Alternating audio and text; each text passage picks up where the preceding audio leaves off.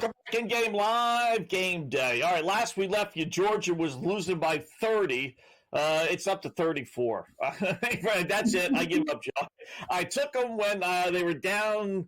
What were they? They were down 20 or 25 or so, but I grabbed them plus like 18.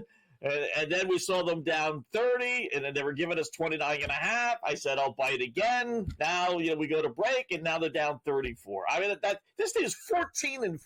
I mean, Florida's good, but they're not that good. Then you're going to get blown out basically from start to finish and not even show up.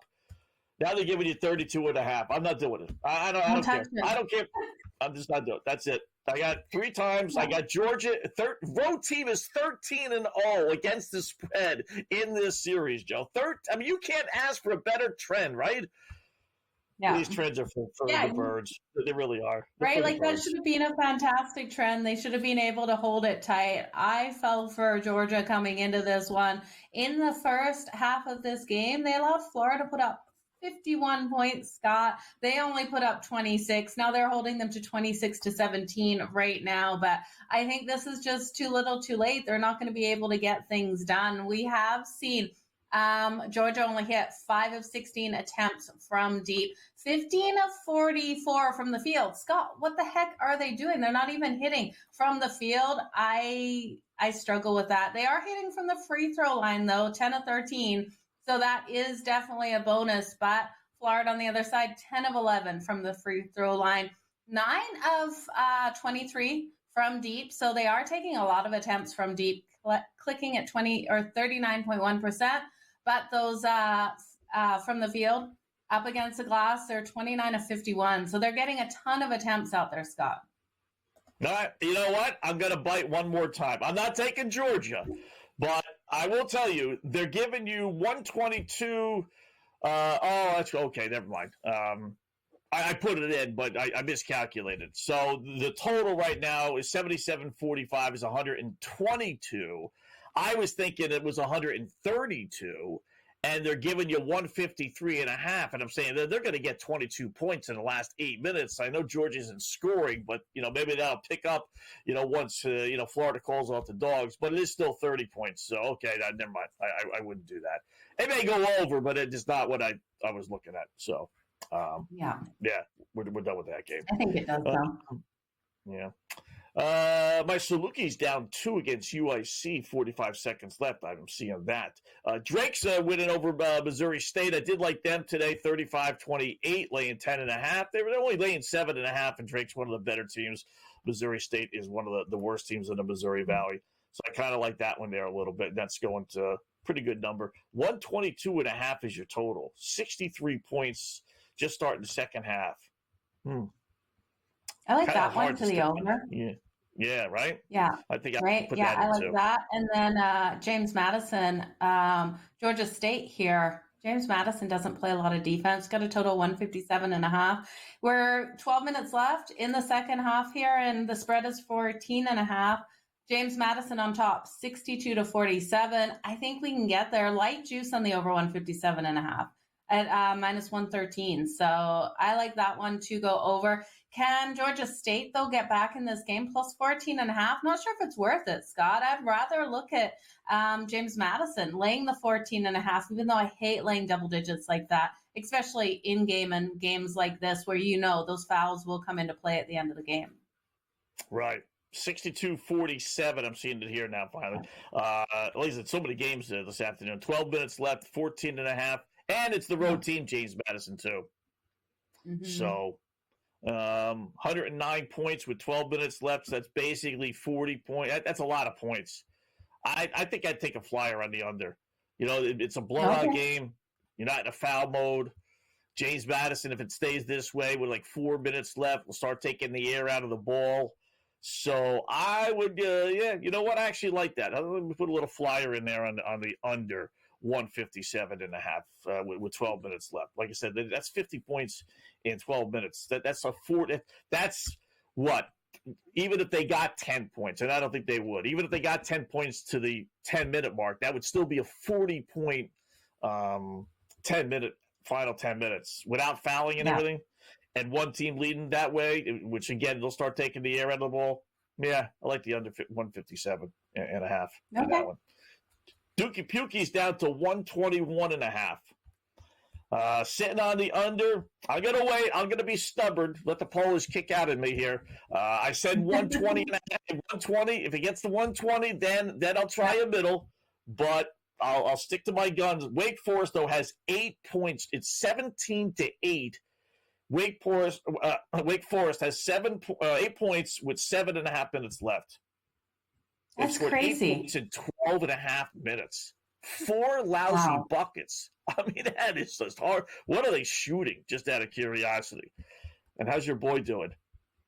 Oh, he's got 3 rebounds right now, Cooper Rush. So 3 rebounds. I need him for over 12.5 rebounds and assists. 0 assists out there. And I do see him with 3 points right now. Or actually 6 points. He's gone 3 of 6 from the field. So what do you got? I need him to step it up. Rebounds and assists, 12.5? No, yeah, that's what I got coming into this. FanDuel is not giving me any live props on him right now. So I'm sure that number has dropped. With only 3 rebounds right now, Scott, it's got to have dropped. No assists out there. They've only been able to put up 17 points. And there was only 7 minutes left in the first half. I'm sure you could get that probably. I wouldn't be shocked if it's a 9.5 number, Scott. I think it's probably dropped to single digits. I would think so. Yeah. I would think so. Wake Forest is 4 of 18 from the floor, 0 of 6 from 3-point land. They've yet to shoot a free throw. Wow. Awful. Just getting How can you not hit? How can you not hit from the free throw line as the dogs bark in my house? Yeah. Dogs are barking in your house and around the college basketball worlds. Ooh, they hit a shot. How about that? 17-10. I still, you know what, even 121 and a half, I still like the under. I'm sure it's going to open up somewhere along the line, but 27 points in 13 minutes, that's not going to cut it. But if it goes down to like 119 and a half, I'll bet the over, and I'll try and middle it rather than just take an easy winner. What do we got here, hockey? Any update here? Edmonton and Buffalo just started the second period. Pittsburgh and Seattle tied at 1, 13 and a half minutes left. One of our teams in our round-robin overtime parlay looking pretty good. Seattle had jumped out to a 1-0 lead, so getting some goals. Unfortunately, Joe, the 2 goals came in the second period, not the first period for you. So frustrating. And I bet you they scored them pretty quick as well, Scott. Knowing my luck, they would have come right out of the gate, scored both a goal in the first 5 minutes of that game, just holding it off, not scoring in that first period. So I hate when I see that. I'm not sure about you, but I love looking at the first periods. The second periods is something I love to start really getting into as we get a little bit deeper into the season. We are in the second half of the season right now, but looking at some of those first period or second periods to the over or the under was beneficial last season. So something I need to dive into a little bit more. Have you started the second period betting yet? Not yet. Now that football is done, though, we kind of open, you would think, what does one have to do with the other? I don't know. Just, there's only so many things you can kind of analyze and bet on, right? Unless you want to put 100 bets in a day, which, sometimes we do, I must say. But it just kind of opens your mind up to like, okay, let's try something else now. Now we can go on the second period, especially if there's no score in the first period. I would love to know what's the over under, and most periods are 1.5. What's the over under second period after there are no goals in the first period? By the way, Sid the Kid scored for Pittsburgh's goal. We needed Sid to score, so that's a bonus, right? That takes out the equation of the loss in the first. Do you know who scored for the Seattle Kraken? I was trying to pull it up, Scott. Bjorkstrand.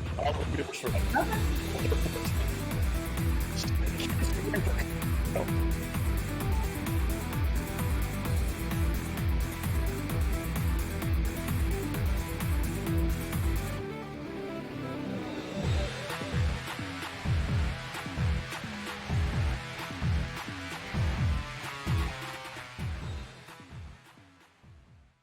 It's Championship Sunday. Can rookie sensation Jaden Daniels clip the Eagles' wings on his way to Super Bowl history? Then, 2 teams that know each other all too well face off in the AFC in the Bills and Chiefs. SportsGrid has you covered all day Sunday. Start at 7 a.m. with FST, followed by Pro Football Today. And stay with us for in-game live game day, only on SportsGrid. Anyone that's been to a sporting event, the atmosphere before a game, I think Game Time Decisions has that same exact atmosphere. This is our arena. This is what we do. There is going to be an energy to Game Time Decisions that you will feel night in and night out. The excitement you get when you lock your bets in, when you're figuring out what you want to do, we can zone in on the biggest games each night. I want this to be the place that people come to before the games start so they feel as ready as possible to lock in their cards. We are going to hit every single one of those markets that you need to know about. We're going to go through every single thing, and I've got a great team behind me that's going to help me get the job done. There is not going to be a better place, I promise you, than Game Time Decisions to get that new information, react to it, and be able to then bet accordingly. We will have everything at our disposal, and we will use that to our advantage. I'm Kevin Walsh. Tune into Game Time Decisions from 6 to 8 p.m. Eastern on SportsGrid. Your gut says Miami is going to win, and you should take the over. Your gut also said your NFT selfies would only go up in value. They didn't. But your head is on SportsGrid and knows the QB is in concussion protocol. The backup has a 45 QBR against the zone coverage. The New York D has the most sacks in the league. So yeah, trust your head. It's smarter to be on SportsGrid.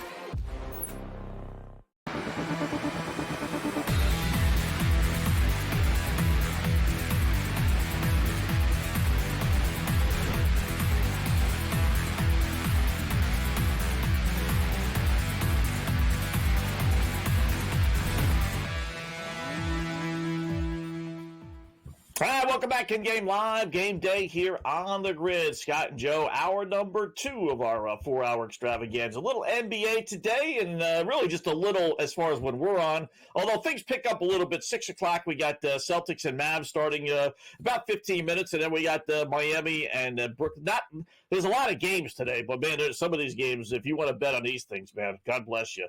Miami and Brooklyn, good gravy. New Orleans and Charlotte, ugh. Detroit, which is actually playing a little bit better against Orlando, but, unless you're in, really in those cities, who cares, right? Toronto, Atlanta, nothing great. I guess the headliner would be Houston and the Cadavers. Knicks and Sacramento at 7 o'clock, too. So it picks up here in about an hour with our NBA slate. It's kind of same thing with NHL and even the NBA. A ton of games, or college basketball, a ton of games, but it all kind of picks up at like 6 o'clock or so. The one game that is going on, NBA, Minnesota, Teacups beating up the Nuggets 121-101. Nuggets never really made a run. One of these, that's the ugliness of the NBA, Joe. There are just certain games where they just, I'm not going to say they don't try, but they don't care. There's no muster in them, no defense. I mean, they're going to give up 140-plus points. And Minnesota's not a high-scoring, like Atlanta Hawks team like that. It's just this Denver team just didn't, Joker's going to finish with 20 points. Westbrook's going to finish with 13. Just wasn't there for Denver today.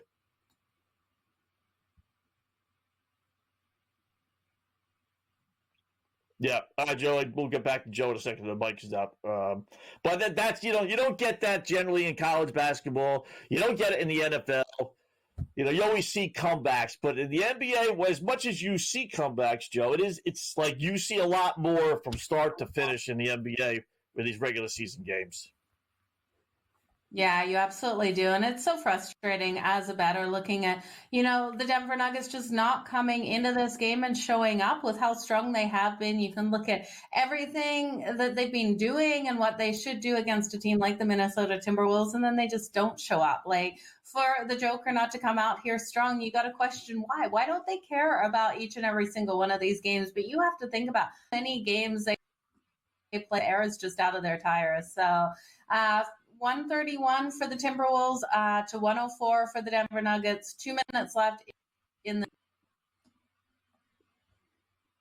Yep. Okay. Yeah. Got Celtics and Dallas Mavericks tipping off here in about the 20 minutes or so. Let me run down what I have for that game for you, because that should be. Okay. So, yeah. So Celtics in Dallas to take on the Mavericks. 22-2 is Boston on the road on Saturdays, including 14 in a row. Listen, they're good any day of the week. You know, why would they be any better on a Saturday? I don't know. Maybe it's just fluky, goofy, but you win 14 straight road games on a Saturday. Maybe that just means they take care of their business. You know, it's a the business trip. You know, and they don't get all excited about going to these cities and partying. I don't know. 22-2 on the road on Saturdays is pretty darn good. So will they cover the spread? I will tell you, Boston 19-6 under their last 25 games overall, including 8-3 their last 11. Dallas only 4-10 against the spread their last 14, but they did win their last game out. They beat. It was a good win for them too. Who did they beat? Let me double check here. It was OKC. Yeah, real good win. So are the Mavericks going to win back-to-back games against theoretically the best team in the Western Conference in OKC, and then the best team, the defending champs in the Eastern Conference? I tell you what, if they're able to pull off that daily double, we talk about like a nice little kick in the pants as far as confidence builder and everything else. Obviously, no Luka. That would be something. Problem is they're laying 8.5. Boys in Vegas, they don't miss a beat. Yeah, it's a tough spot there, Joe. In Dallas, like I was saying, beat OKC 2 nights ago. Now they got to beat Boston. I wish that number for the Celtics was like 3.5, 4.5, maybe 5.5. I'm not really comfortable laying 8.5 with Boston. Yeah, it's a lot of points to lay there with the Boston Celtics. I was looking at the total. So it was sitting right around 224. What's that total sitting at live right now? 226. I still like it to the under. Yeah. It's actually gone the opposite direction than I expected. I don't see a lot of points coming in this one. Minus 108 to the under 226, Scott, is where I want to go. I'm just looking at this one. You got Jaylen Brown and Tatum. They're not hitting as high as they normally do. Brown is averaging 19.2 points per game. Tatum's averaging 24.3. And you look at the Dallas Mavericks, they struggled. They won, 5 of their last 15 games? So I can't really think they're going to put up enough points. And I think the Boston Celtics just aren't scoring enough right now either for me to see this one go over. So shocked to see the total move in the opposite direction. The Dallas Mavericks only averaging 109.5 points per game. So I can't get with that over. I'm going to go to the under on this one. Yeah, me too. The Celtics are actually one of the worst or better, however you want to describe it, under teams in the NBA. 26-19 under.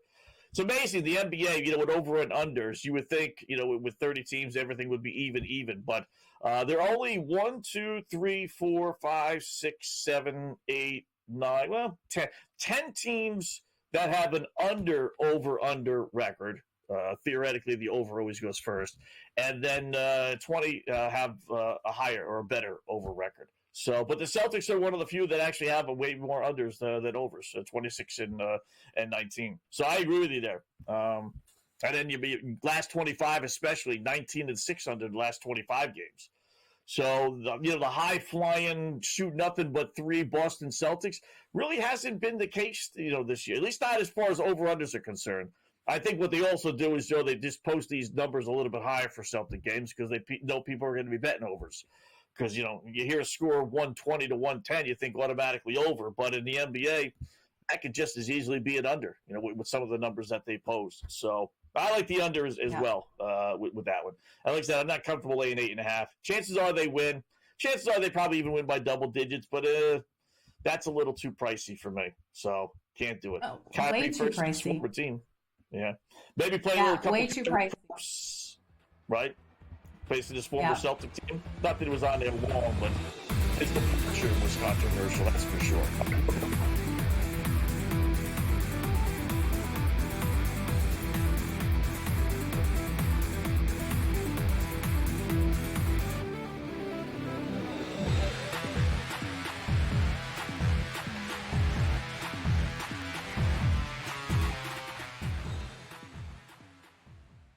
Saturday, January 25th is a huge day at Gulfstream Park. It is Pegasus Cup Day. We're going to have a preview show. First Bet presents the DRF handicapping show for Pegasus World Cup. Alexa, tell us more. Yep, Friday, January 24th. Make sure to tune in on SportsGrid TV from 2 to 3 p.m. to see the show. If you miss it then, don't worry. It airs again on Saturday at 11 a.m. We're going to talk about all the major contenders in the Pegasus Cup. Special guests Bailey Armour, Samantha Perry, and Randy Moss will join us. Don't miss it. He did nothing for 5 weeks, so he's becoming his brother. So I don't want to hear about how great TJ Watt is with his 0 playoff wins. And he's the first guy to admit it. He comes right out and says, I've never won a playoff game. I don't matter. All right, at least we all know who the best player on the team is. It's George Pickens. If you don't believe that, well, then screw you, too. Pharrell, Coast to Coast, only on SportsGrid. We'll see if they get McCain back. Kelly Oubre, Yabusele's been good. Caleb Martin's a defensive specialist. Andre Drummond can still give you, almost a double-double at any point. I can't go south on this team. And now you're giving it to me at 2-1 to make the playoffs? To be in the Final 8? Folks, give me the Philadelphia 76ers to make the playoffs at plus 210. Betting above the rim, only on SportsGrid. We all know MVPs don't win the Super Bowl. It's not about MVPs, man. The only MVP, fine. Win the MVP in the Super Bowl. Nobody cares about the MVP in the regular season besides people that bet on it, the actual player themselves, and their agent that's getting a cut of the bonus money. Other than that, who cares? What do you care who wins the MVP? Like I said, unless you bet on it. Right? If you bet on it, fine. Then I guess you care. Sports Rage tonight, only on SportsGrid.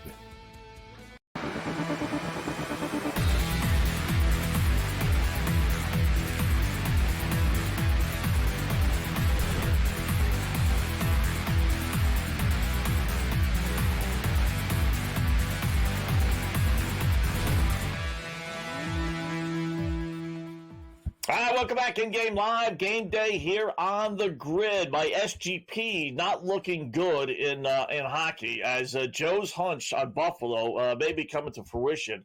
Buffalo is taking a 2-1 lead over the Edmonton Oilers. I got Edmonton to win in regulation in one SGP, and I got them laying a goal and a half to win in the other. If it was 2-1 Edmonton midway through the second period, okay. But the first SGP, I have Buffalo. Well, I got Buffalo to win in regulation, so that still could be 3-2 or 4-2. But I also have it with the under. Let me see who scored for the Sabres, because I do have Tage Thompson with an assist, if memory serves me right, in one of the two. Tuck and Kulik scoring for the Buffalo Sabres. Assists? No, not yet. All right. So, all right. Somehow or another, the Buffalo Sabres are playing their best hockey that they've ever played all year. Going into Edmonton, leading the Oilers 12-2 their last 14 home games, Joe. 12-2. And they're going to lose to the stinking Buffalo Sabres. Right? It's so Oilerish. They just make you want to slam your head against your desk in some of these games, Scott. And that's what I thought we might get out of them today, right? Last game without Connor McDavid. They've done so good without him, right? They were able to get a huge win over Vancouver. Yeah. Players, I think people are creatures of habit. And you can count on one hand how many times these players in hockey and in the NBA play in the afternoon. It's just that, 90% of their games are at night. Whether it's a Saturday night or a Tuesday night, it's at night. So their routine, whoever they are, they practice and then they go out, then they wake up a certain time in the morning. They probably got a morning skate, but it all changes when you have an afternoon game. Everything's thrown out of whack. I know it's goofy, but doing this stuff for as long as we have, I'm just telling you, when games start at like 4 o'clock or 3 o'clock or 1 o'clock in the afternoon, everything gets thrown off. And the underdogs, I'm telling you, just play better. Like, one of the things I love doing in baseball, because you have a lot of afternoon baseball getaway day games, I always try and bet the underdog. I won't say I don't bet the favorite. I do. But I really look for the underdog because, again, these guys are used to playing at night. The whole system is out of whack. They're hungry. They're tired. They're on the ice. Right now they would be sleeping, taking a power nap, So, I forgot about all that stuff, though. Oh, he scored? Yeah, right? You have to look at that. But Skinner just did something very Skinnerish. He went to get a puck on the far side of the boards and just like kind of held it there. There was a Sabre guy skating at him, and he just held it and then passed it off to one of his players. What the heck is a goaltender doing over on the far right or left side of the board, Scott? This is what Stuart Skinner does, and this is why I don't trust him in net. Yeah, so there was only one player coming at him. He had 3 players around him. They were going to not let them touch their goaltender, but still, stay in your net, Scott. I don't understand it. I really don't. He doesn't need to be over there. Yeah. I thought it was Jeff Skinner. No relation. The Stuart Skinner, yeah. I got 2 Skinners. Yeah. All right, 4 minutes left in Seattle in the second period. Still 1-1, 3.5 minutes left. Over-under now is 4.5. They're giving you the juice with the under, plus 142. That's not bad. If you could get through this second period 1-1, you're going to get 3 goals. I mean, 2-2 would obviously force a 5th goal, but at this point, I don't know if you're going to get to 2-2. It could be 2-1, 3-1. I'm going to take a little flyer on the under on that. But let's just see if we could, knowing that maybe we could hedge this somewhere along the line. Mm-hmm. I'll take under 4.5 plus 136, and the goal is to get it to 4.5 plus on the other side, or maybe even 3.5 if we want to get greedy. I think it's a really good call. Yeah, I like it because I was just looking at the stats here for Seattle. We are seeing Jared McCann out there on the ice, but Scott, limited minutes for him. He's only played around 10 minutes of this game so far. Evans is out there as well as Chandler Stevenson. Again, limited time for Chandler Stevenson, only just over 11 minutes. Both of these guys normally getting a heck of a lot more time out there on the ice. So we are seeing limited time. Vince Dunn has around the most minutes, with Evans up there closer to that 13, 14-minute mark. So I think it's a lower scoring one as well. I'd take the under 4.5.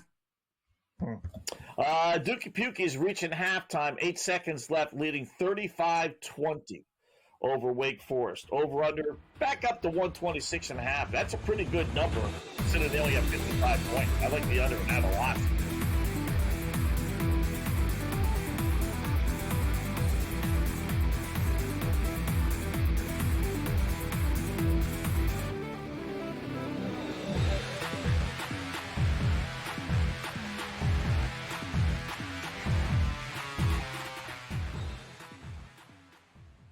Saturday, January 25th is a huge day at Gulfstream Park. It is Pegasus Cup Day. We're going to have a preview show. First Bet presents the DRF handicapping show for Pegasus World Cup. Alexa, tell us more. Yep, Friday, January 24th. Make sure to tune in on SportsGrid TV from 2 to 3 p.m. to see the show. If you miss it then, don't worry. It airs again on Saturday at 11 a.m. We're going to talk about all the major contenders in the Pegasus Cup. Special guests Bailey Armour, Samantha Perry, and Randy Moss will join us. Don't miss it. He did nothing for 5 weeks. So he's becoming his brother. So I don't want to hear about how great TJ Watt is with his 0 playoff wins. And he's the first guy to admit it. He comes right out and says, I've never won a playoff game. I don't matter. All right, at least we all know who the best player on the team is. It's George Pickens. If you don't believe that, well, then screw you too. Pharrell, Coast to Coast. Only on SportsGrid. We'll see if they get McCain back. Kelly Oubre, Yabusele's been good. Caleb Martin's a defensive specialist. Andre Drummond can still give you, almost a double-double at any point. I can't go south on this team. And now you're giving it to me at 2-1 to make the playoffs? To be in the Final 8? Folks, give me the Philadelphia 76ers to make the playoffs at plus 210. Betting above the rim. Only on SportsGrid. We all know MVPs don't win the Super Bowl. It's not about MVPs, man. The only MVP, fine. Win the MVP in the Super Bowl. Nobody cares about the MVP in the regular season besides people that bet on it, the actual player themselves, and their agent that's getting a cut of the bonus money. Other than that, who cares? What do you care who wins the MVP? Like I said, unless you bet on it. Right? If you bet on it, fine. Then I guess you care. Sports Rage tonight. Only on SportsGrid.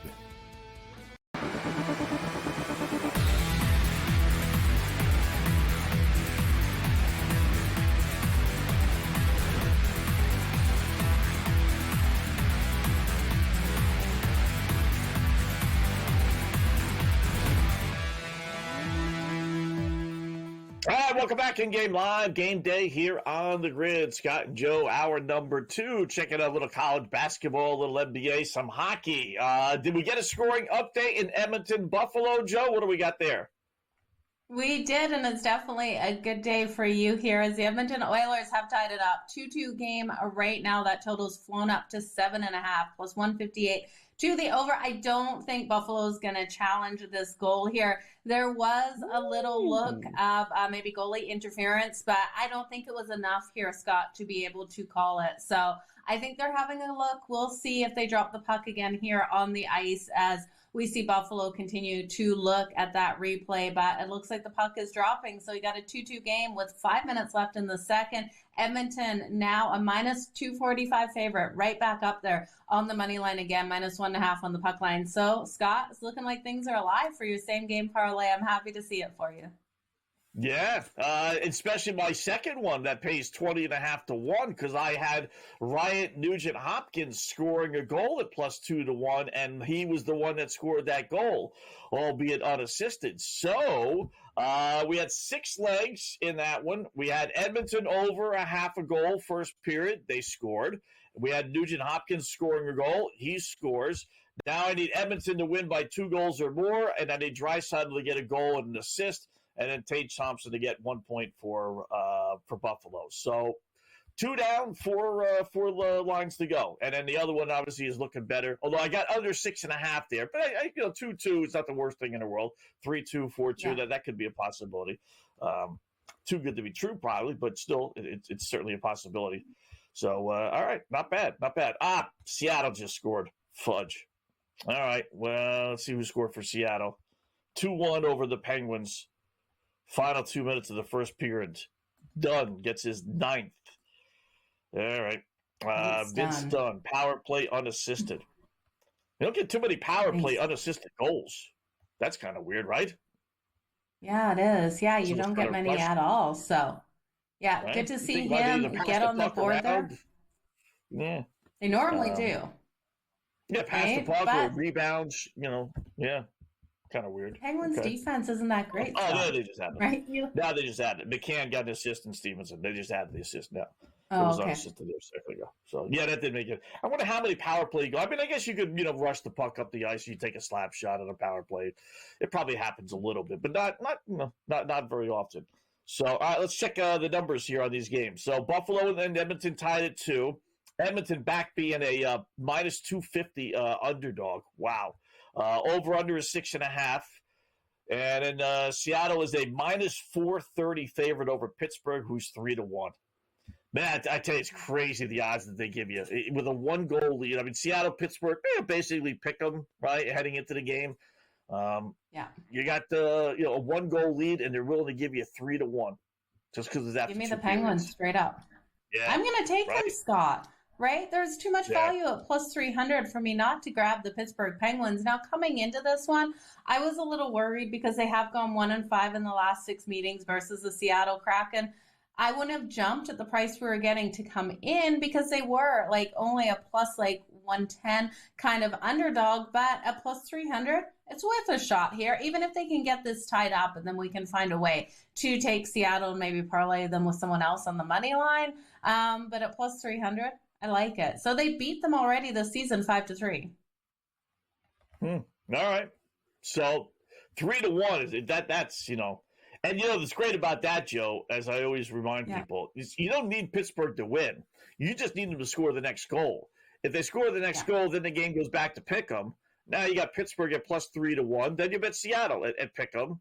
And if you got $10, we'll just say $10 to win 30 on Pittsburgh. Now you bet 15 to win 15 on Seattle, and you can't lose. 15 on Seattle minus the $10 Pittsburgh bet, you win $5. Pittsburgh wins, you win 30 minus the $10 bet on Seattle, and you win $20. But either way, you win, and then boom, you move on to the next game. So that's all you need. You don't need them to win the game.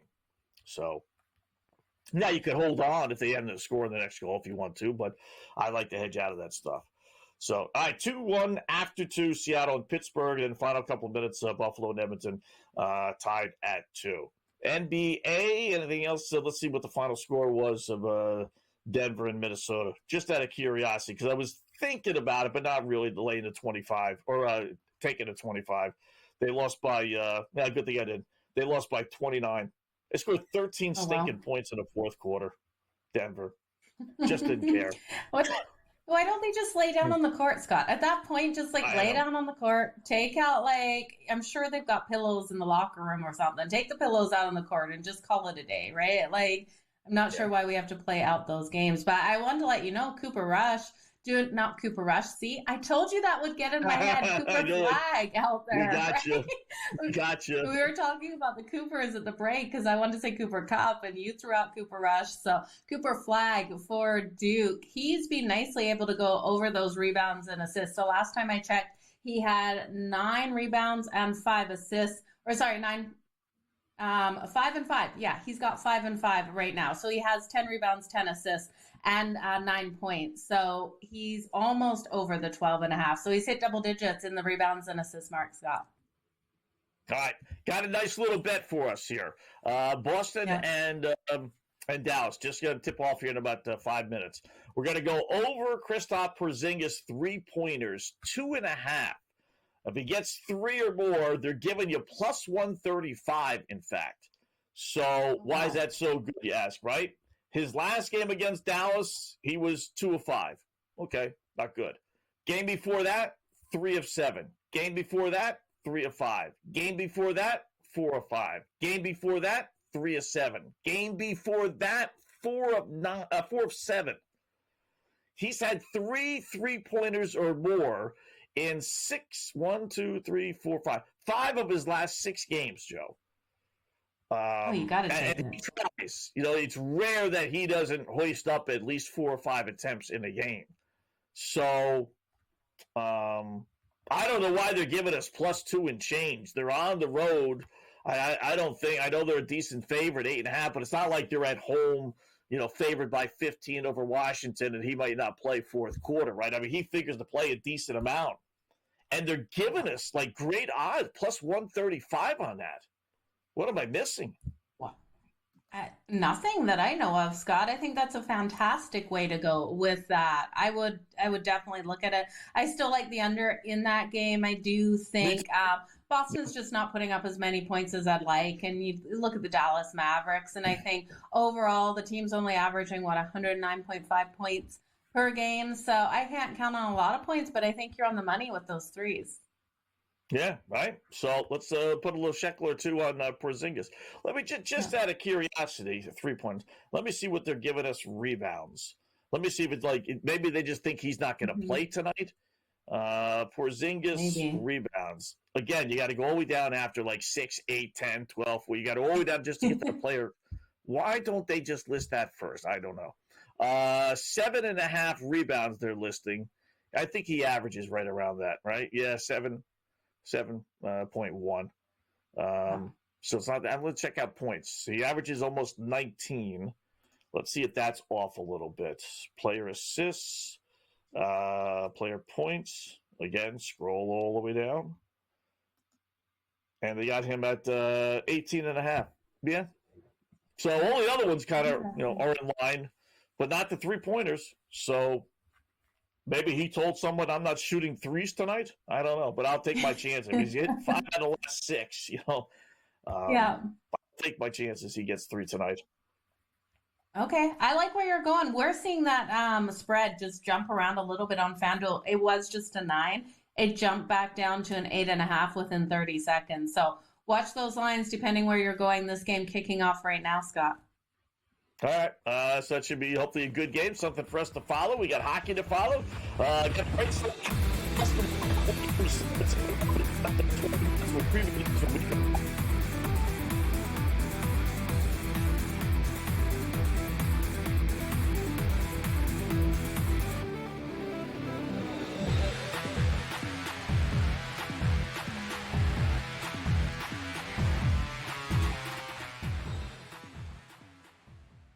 Saturday, January 25th is a huge day at Gulfstream Park. It is Pegasus Cup Day. We're going to have a preview show. First Bet presents the DRF handicapping show for Pegasus World Cup. Alexa, tell us more.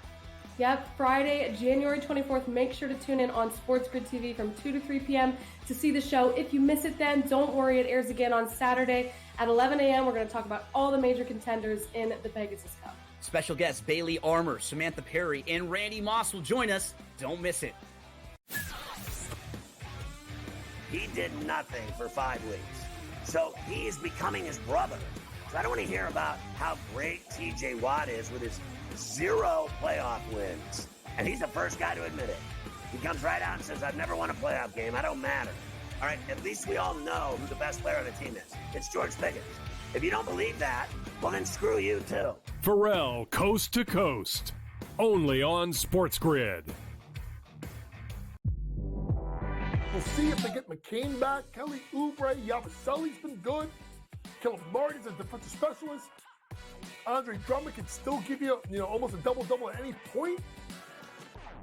I can't go south on this team. And now you're giving it to me at 2-1 to make the playoffs? To be in the Final 8? Folks, give me the Philadelphia 76ers to make the playoffs at plus 210. Betting above the rim. Only on SportsGrid. We all know MVPs don't win the Super Bowl. It's not about MVPs, man.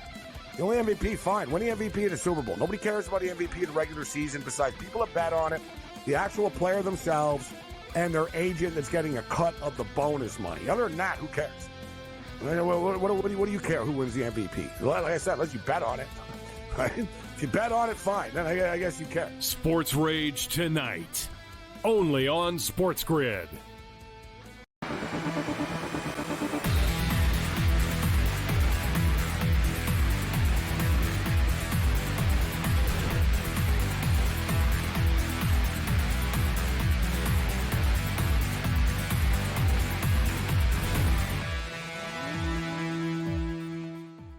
All right, welcome back in Game Live, Game Day on the Grid. Scott and Joe, hour number 2. Hockey, we got 2 games. Basketball, we got 1 game, at least in the NBA, and then a full slate of college basketball. Bunch of good games, some really good games here, Joe, tipping off top of the hour. So let's, kind of run down some of those and get your thoughts, initial thoughts anyway, on, a couple of better games, top 25 action. We'll start with, let's see, hold on, let me get my trend page here. Let us start with, where are we here? Mississippi and Missouri. Both teams 15-4. Series is 5-0 under when they play at Missouri, as they are tonight. Mississippi State 13-2 straight up, 14-1 against the spread since 2015 against Missouri. So, and they're 6-2 on the road against the spread last 8 games this season overall. Missouri's laying, it was 2.5. It's up to, or at least it was 3.5. I know it jumped to 3.5. But, basically 2, 3.5, depending on where you do your shopping. Initial thoughts on Mississippi State and Missouri tonight, 2 ranked teams. I can't step in front of Missouri here at home. This team is on fire at home, especially hitting from deep. And I do think with Ole Miss, I don't trust their ability to hit from the free throw line. They struggle up there. And I think because of that, we'll see Missouri be able to pull away and cover the 3.5. So I'll lay the 3.5. It's coming in at minus 105. I won't be shocked, though, if this one does go over that total of 143.5. But I do feel like it's going to come right down to Ole Miss taking a free throw shot for that to go over that total, Scott, and them missing it, and me sitting here at the end of the day going, it was 3 free throws that they should have got, easy ones out there, so I just don't want to take it.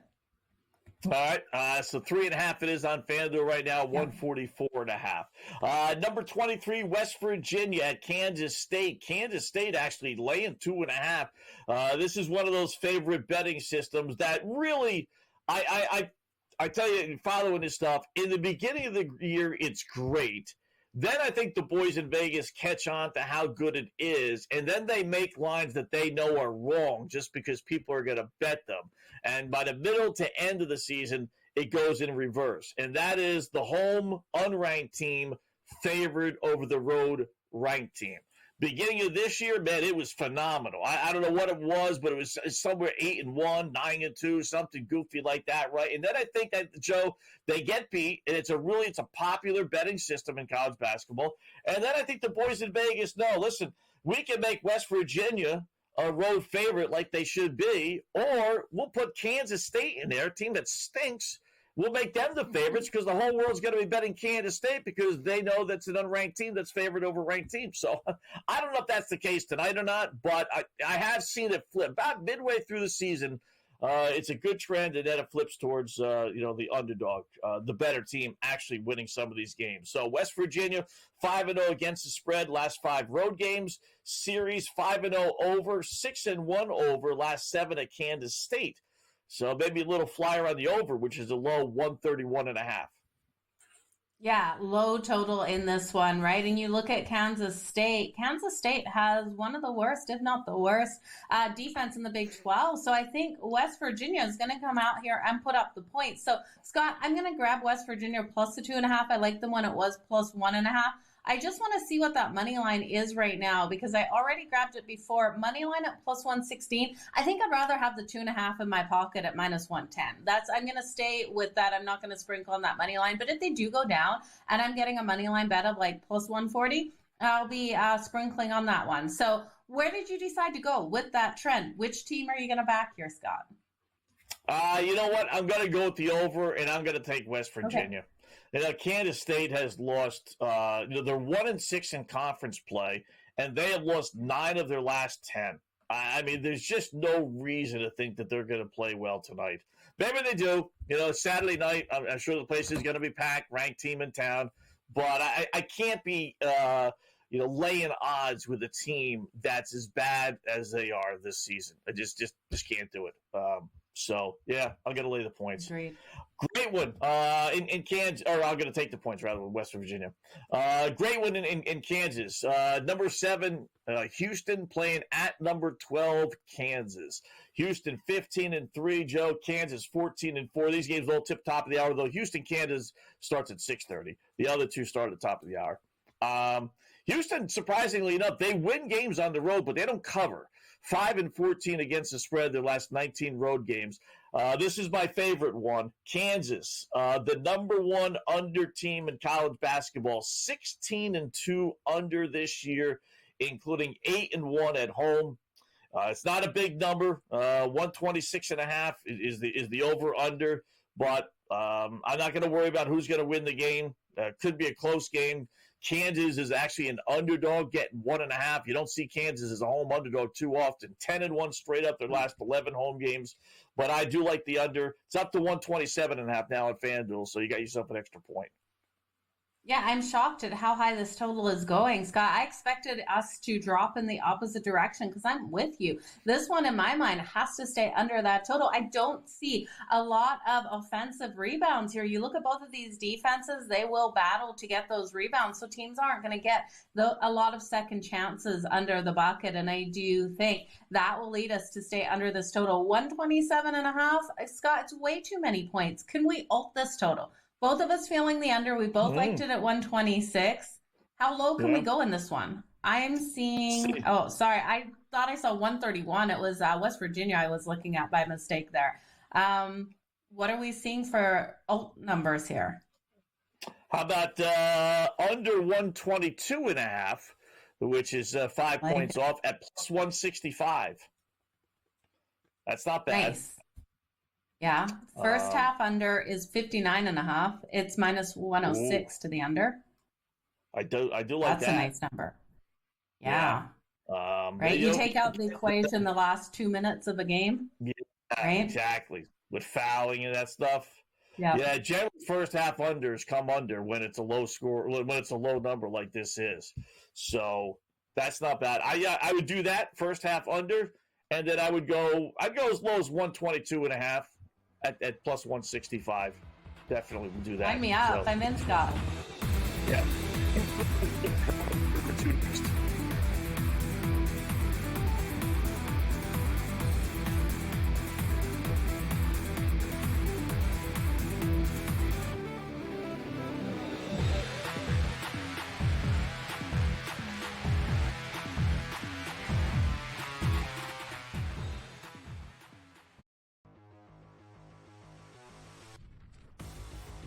do we have a fantasy star on our hands here, George? Here is the question with Jaden Daniels of the Washington Commanders. A lot of folks went into the fantasy season saying, hey, look, maybe this isn't Anthony Richardson, but it could be the next best thing. I'm here to tell you, I don't know. I'm sort of feeling like Daniels could be better than Anthony Richardson. I don't know if I'm going to go there yet, all right, but I think he's in the conversation, yeah. What did we hear at draft time? A lot of people wanted a quarterback who could move, right? You don't want the guy who's going to take 5-7 steps and throw the football anymore because you want that additional rushing yards. You know, you get 50, 60 yards, that's a touchdown, right? That's why Josh Allen is so valuable. Lamar Jackson is so valuable, right? You go up and down. Jalen Hurts. You go up and down here. I think Daniels is going to be a good quarterback. I think Washington got their guy, and he can throw the football too. We know McLaurin's a really good wide receiver. It may not be much else there. We'll see what McCaffrey can be. Luke McCaffrey can be there in time. But, you know, I do have hope for him. I think at season's end, he's going to be a quarterback one. It may be a low-end quarterback one, but a quarterback one nonetheless. Yeah, I was really impressed watching him in that game. All right, now Anthony Richardson, look, he's going to have a big year. He's going to have a big fantasy year. There's no question about it. I don't know about the long-term viability here. And look, give him credit. He hung in there with the Houston Texans. My fear for him, George, is that when you go back and you watch film, if you protect the deep ball against Richardson, he could hurt you with his legs. And that may be where all of his fantasy value is coming from. I cannot see him throwing 2 70-yard bombs like he did again. That should come in time, right? Practice time. I think he will get better here. I think Richardson's going to be fine. Does need to learn how to avoid hits. All right. Once again, that hit. Remember that hit from Tua last night? He initiated it. Slide. The rules are made for you not to get hit. Take advantage of them.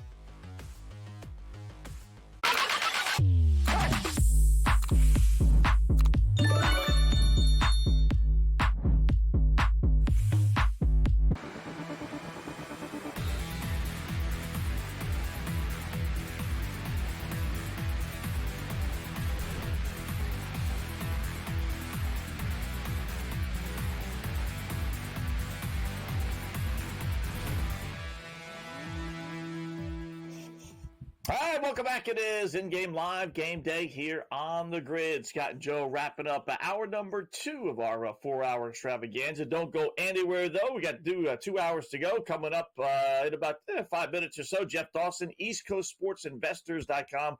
He'll join us and give out some college basketball, maybe some hockey and some NBA plays for later on tonight. But what better time, Joe, to figure out our sports millions, little higher or lower? Which way are we going on this Saturday evening? I'm going to go to the ice. I do think my philosophy generally in sports is we get more points, more goals, more whatever runs, whatever the case may be on Saturdays. I just don't think teams go out of their way to play defense, players in particular, right? They're worried about going out, partying, getting with the girlfriends or the wives. The last thing they care about is stopping some dopey puck in front of them, right? So that's where my thinking is, and with the Devil game, back to that like we talked about at the beginning. I think, something stinks about this game. For this line to go from 5.5 to 6.5. So I'm trying to figure out which is the best angle. Higher goals being scored? Do I pick a goal score? Do I pick saves? Do I pick, something pertaining to higher because it went from 5.5 to 6.5. But I'm isolating on Devils Montreal.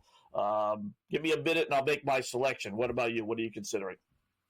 Okay, just one thing to note there. We are seeing Dobbs in for Montreal, not Sam Montague. So I want to update you with those goaltenders. But I'm looking at the matchup here between my Calgary Flames and the Minnesota Wild. And I expected so much out of the Minnesota Wild in their last game, Scott, that I have to come back in on them, even though they're facing my former team. And I was high on them because Kaprizov back out there on the ice after injury in that last game. And now they had an embarrassing loss to the Utah Hockey Club. And we look at teams off embarrassing losses and we look at the way they're able to bounce back, especially when a player gets back out there on the ice, especially their superstar player in Kaprizov.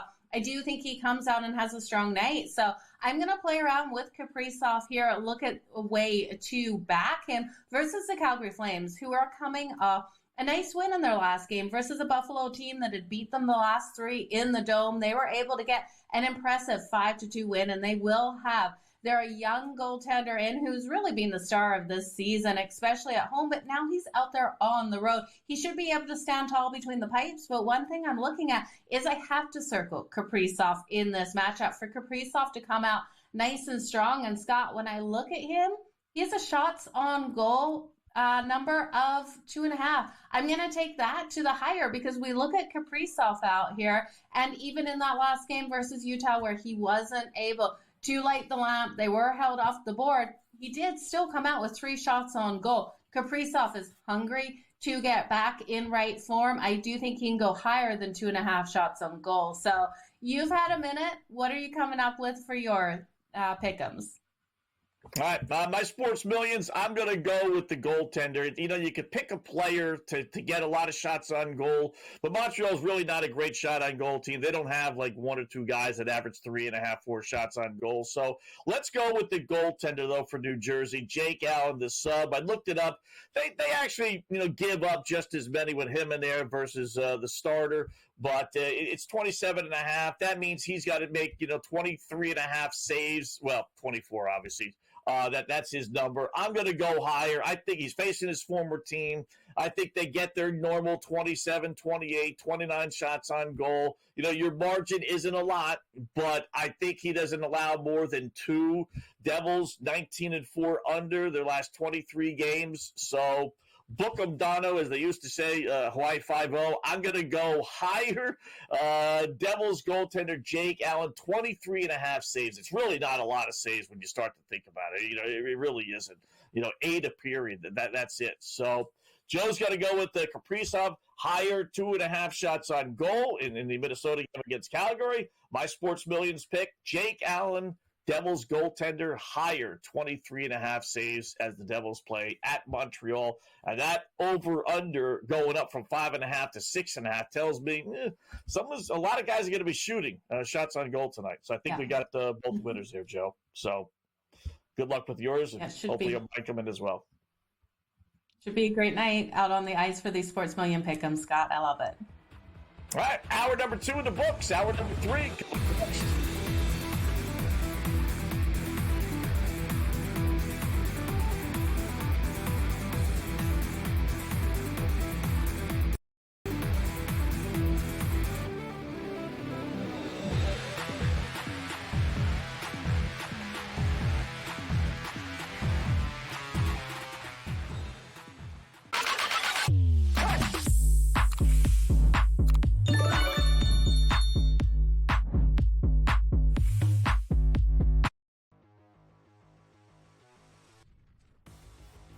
Do we have a fantasy star on our hands here, George? Here is the question with Jaden Daniels of the Washington Commanders. A lot of folks went into the fantasy season saying, hey, look, maybe this isn't Anthony Richardson, but it could be the next best thing. I'm here to tell you, I don't know. I'm sort of feeling like Daniels could be better than Anthony Richardson.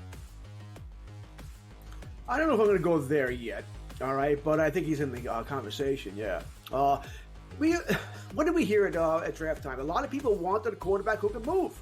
Right? You don't want the guy who's going to take 5, 7 steps and throw the football anymore because you want that additional rushing yards. You get 50, 60 yards, that's a touchdown. Right? That's why Josh Allen is so valuable. Lamar Jackson is so valuable. Right? You go up and down. Jalen Hurts. You go up and down here. I think Daniels is going to be a good quarterback. I think Washington got their guy, and he can throw the football too. We know McLaurin's a really good wide receiver.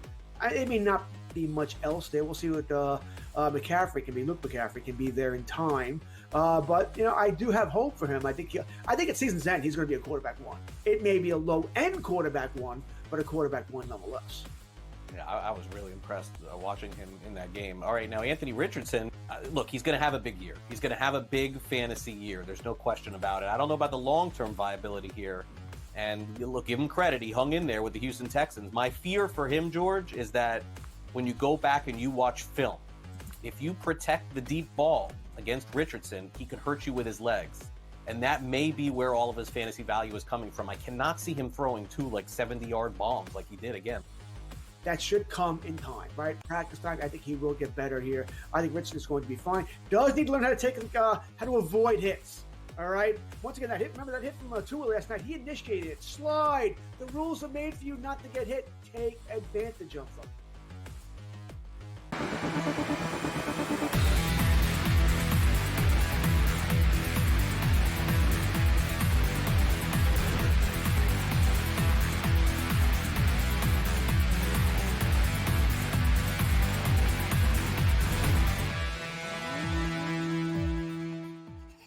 All right, welcome back in-game live game day. Hour number 3 of our 4-hour extravaganza, as we like to call it here on the grid. Scott and Joe's. We welcome in our first guest of the evening. Get some winners from him. Check out his picks, all his picks, at EastCoastSportsInvestors.com. That's EastCoastSportsInvestors.com. Our good buddy here. See him all the time here on the grid, Jeff Dawson. What's going on, Jeff? How are you this Saturday night?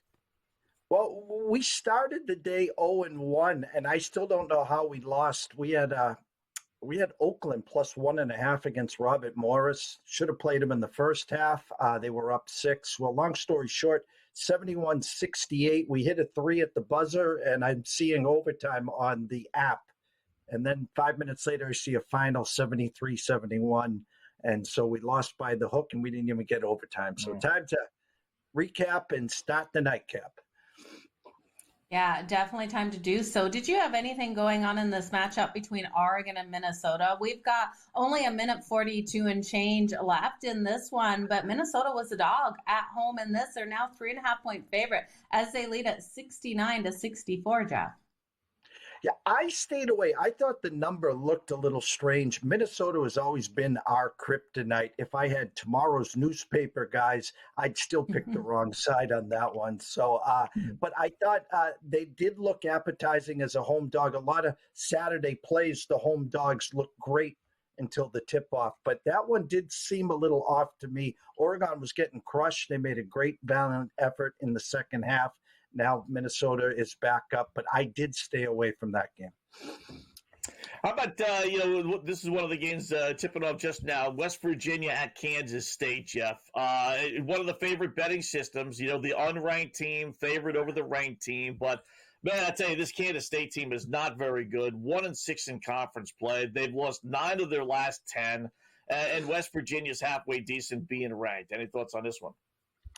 Yeah, I was looking at that number. It was a pick overnight. Kansas State goes to 2.5. I'm seeing tickets and money coming in on West Virginia, which to me would be a reverse line movement back in the old day. This Kansas State team is putrid. I do lean to the West Virginia side.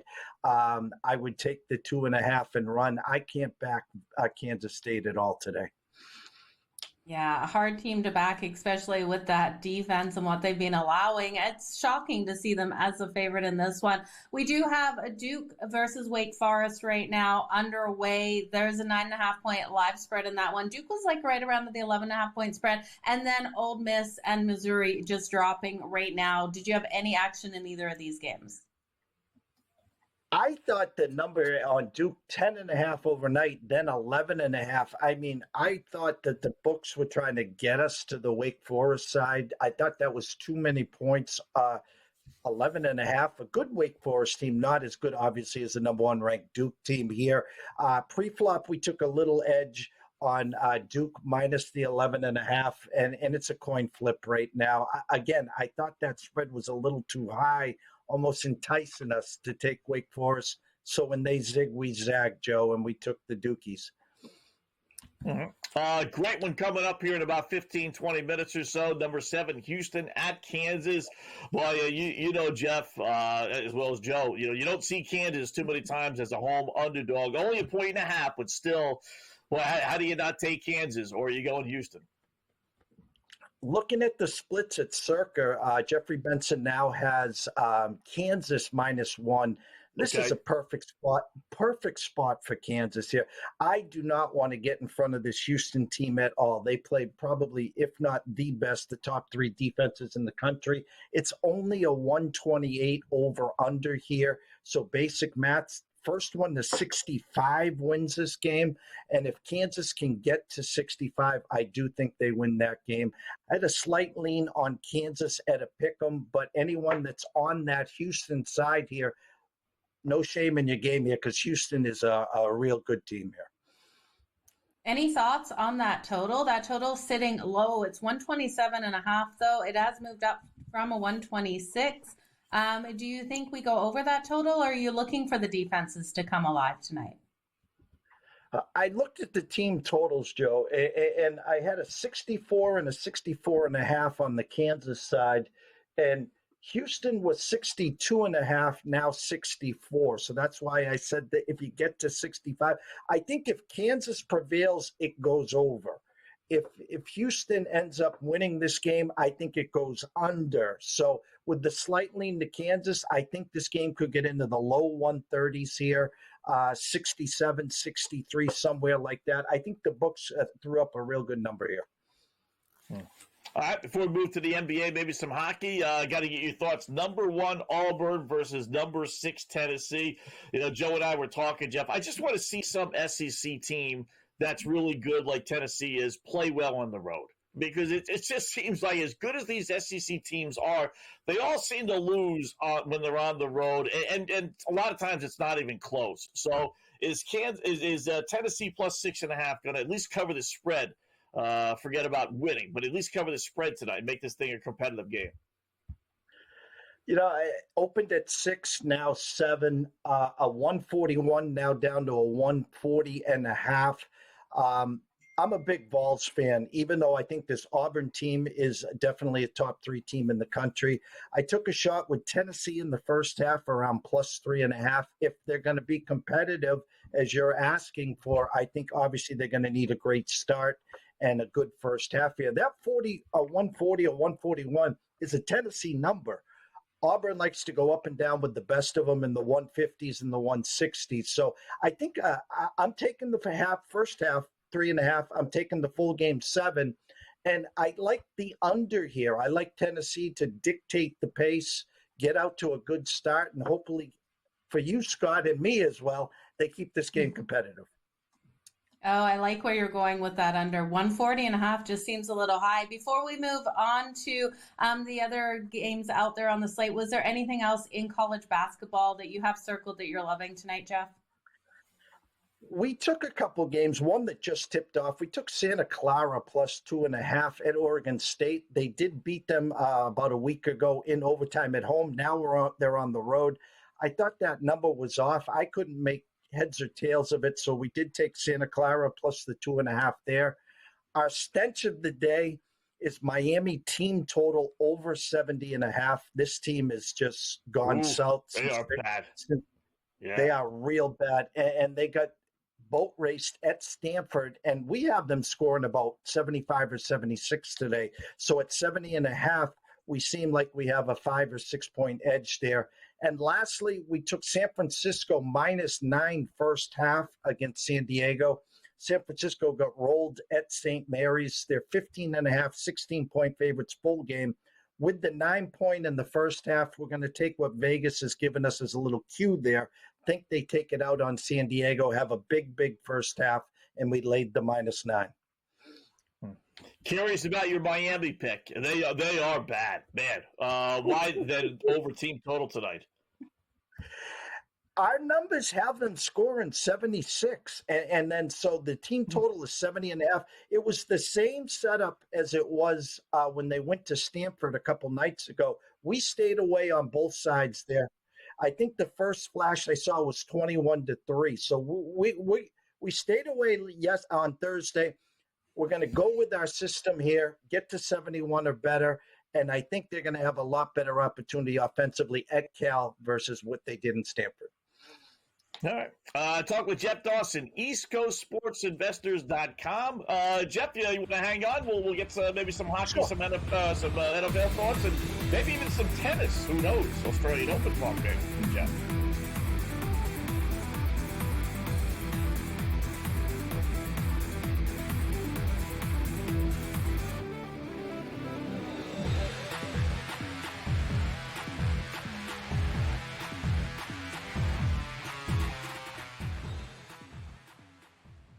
So my team didn't win this weekend, but I still did with this app that's taking over the game. Sports Millions Pick'em lets you make quick and easy predictions. Pick your favorite players, go higher or lower, and you can still win big even if your team loses. Plus, the multiplier is insane. With just a few picks, you can win big money. So get on it. They've got a welcome bonus to help you start off your winning streak.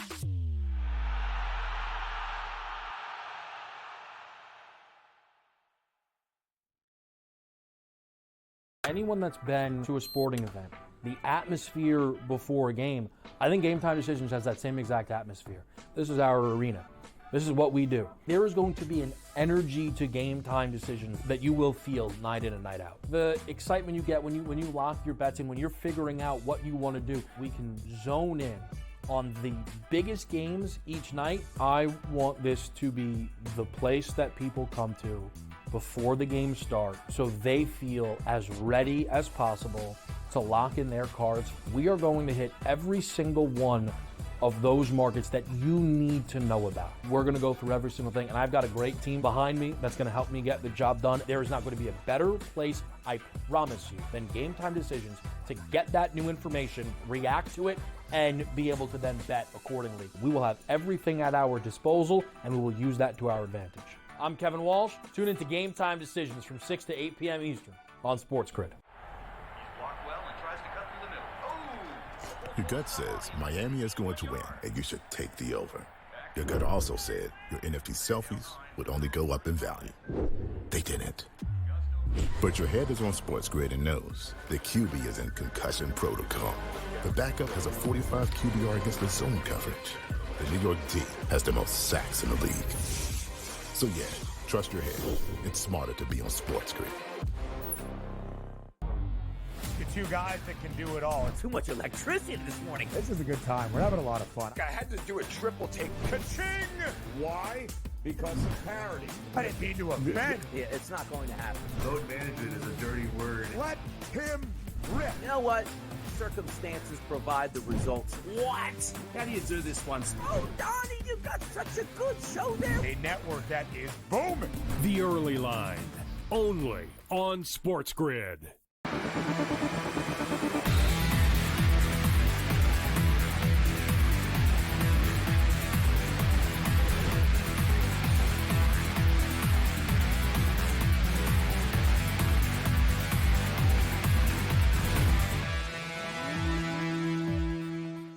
All right, welcome back in Game Live. Game Day, Scott and Joe talking with our good buddy, Jeff Dawson, EastCoastSportsInvestors.com. Quick little update. Georgia Tech is now actually leading Duke by 2, 41-39, which is just amazing because they looked god-awful in the first half. I mean, they had, 8 points in the first 13 minutes, and yet somehow they're winning the game. So, all right. I'm just curious, Jeff, are you a tennis guy? Because I think there's a great bet tonight in the finals, really tomorrow morning, 3 o'clock Eastern time. I love playing over in these games. I was telling Joe, Sinner and Zverev, they both serve 130 miles an hour. Every single set is going to be 7-6 or maybe 7-5. It's so rare when some guy has his serve broken twice. You don't get 6 threes in men's. So I don't know how it's not going to go over 39.5 games unless some guy, one of the two wins it in straight sets, and I don't think that's going to happen. Big tennis better at all? I pick and choose. I'm a Carlos guy. We were talking backstage. I grew up with McEnroe, Borg, Lendl. I was a huge Lendl fan. We talked about Joker, Sampras. I'll be watching. Actually, I'll probably wake up and watch probably the end of this match. So I'll be interested. I like where your eyes are. I think this is going to be a good back and forth. I think it would definitely get over those games that you're talking about. Okay, let's turn a little bit to the ice here, Jeff. We got some great games underway. The Buffalo Sabres taking on the Edmonton Oilers. The Pittsburgh Penguins right now are down by 3 goals. The Kraken 4-1. I can't believe Saros is having such a bad day, but any action in these two games right now, the Sabres and the Oilers are tied 2-2 apiece. I had no action here, but we talked backstage, so I'm going to tell you where we are at 7:30 or 7:05. We talked about Toronto traveling to Ottawa. Ottawa coming off back-to-back shutouts. So there's a system play after a shutout, the first period over. Well, they went to Boston on Thursday and got shut out again, and they were minus 165 at Boston, and they lost 2-0. was watching them open up as underdogs overnight against Toronto, and then this morning, minus 109 favorites. So I have a couple plays in this game. We do like the first period over 1.5, and that's minus 118. And then we also like Ottawa. We're going to say off of back-to-back shutouts that in Hockey Night in Canada, the Sens get it done in the full game, and I think Sens beat the Leafs tonight in the full game. All right. Any other hockey plays you want to throw out there? I was looking at the board, the Four Nations tournament coming up in a couple weeks. The total's a lot of 5.5s. It's almost like we're looking at the playoffs here. And you're looking for a way to get into some of these spots here. Carolina and the Islanders, big trade. I like Carolina tonight, and I got them on their team total here over against the Isles. Let me give you the exact number right now. Carolina team total, we had over 3.5 at even money. So we got them to get to 4 or better in New York tonight. And that was the only place that we had left in the hockey tonight, Scott. A solid way to look with their team total, especially with the Isles special teams just being a mess. If they get up on that power play, Jeff, seems like a fantastic way to go. I wanted to ask you your thoughts on Carolina with the trade, getting Rantanen. They now are the favorite to take the Stanley Cup. They were plus 600 when we kicked off this show to take the Stanley Cup. And Scott and I both can't remember exactly where they were sitting, but I believe the Edmonton Oilers, Florida Panthers were ahead of them, maybe even the Dallas Stars prior to this trade move. Do you think Rantanen deserves that much to make them that much stronger? It's like Rory McIlroy to win the Masters. Every year I have a ticket on him. Every year it ends up being confetti. I've had Carolina the last 3 or 4 years to win the East and then to win the Cup. So I'm very happy with the trade. We know come playoff time, them at home, they get to 3, it's a wrap. So I love this move for them. They need some more offense, obviously. I think they're the team to beat. I really do in the East. I mean, now they're the favorite. Hey, plus 600, there's still some meat on that bone. I think they're worthy of it right now, Joe. Any NBA plays that stood out for you tonight? Other than my Celtics have been struggling here. Geez, they can't get to the All-Star break fast enough here. I was looking at Houston and Cleveland, opened at 4.5, went down to 4. A big fan of Houston here. There's been actually some talks locally here, Scott, that Jaylen Brown, unhappy, wants to reunite with Ime back at Houston. Wow, he'd look great as a Rocket. But we took the We took the Rockets plus the 4.5, sprinkled a little beer and pizza money on the Rockets to win outright in Cleveland. And then the Lakers at Golden State. Lakers a little fat off of beating the Celtics here. Took a shot with Golden State on the money line here. It's basically a pick 'em to come back at home at 8:40 to beat the Lakers tonight. Do you understand the line between the Utah Jazz and the Memphis Grizzlies? Should the Grizzlies be that large of a favorite at home, laying 11 points over the Utah Jazz? Can't the Jazz keep it within that number? Well, I think the alarming number here, Joe, is the under-over was 241 overnight. It's up to as high as 248.5. So they're telling me right now Utah's going to score at least 130, if not 135 here. Keep an eye on that over, especially the Utah team total right now sits. Let me get that for everyone here. Utah team total is as high as 129.5. So if you like Utah tonight and you like a high-scoring game, you can get them to get to 130 or better at minus 110 as well. Josh Allen, 0-15 in the second of back-to-back underdog spots. Is he going to buck that trend tomorrow? You know, the Ravens were favored by 1.5. That was the Pika headline, and they lost. Now Kansas City's favored by 2. Everyone thinks that the wrong team's favored here. I got 24-23 Chiefs.